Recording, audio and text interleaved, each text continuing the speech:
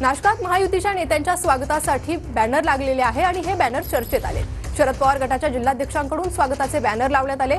गजानन शेलार यांच्याकडून स्वागतासाठी हे बॅनर लावण्यात आल्यामुळे राजकीय वर्तुळात आता चर्चा सुरू झाली आहे। महात्मा ज्योतिराव फुले सावित्रीबाईंच्या स्मारकाचं आज लोकार्पण होणार आहे आणि मुख्यमंत्री आणि दोन्ही उपमुख्यमंत्री या कार्यक्रमाला हजेरी लावतील आणि याचा आढावा घेतलाय आमच्या प्रतिनिधींनी। पाहूयात।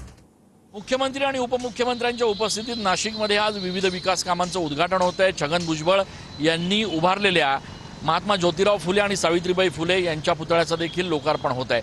या कार्यक्रमाची एकीकडे तयारी सुरू आहे।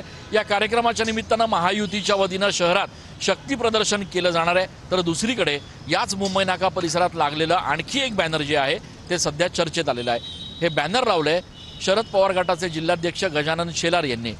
या बॅनरवर चक्क आलेल्या मान्यवरांचं सहर्ष स्वागत असा आशय लिहिलेला आहे।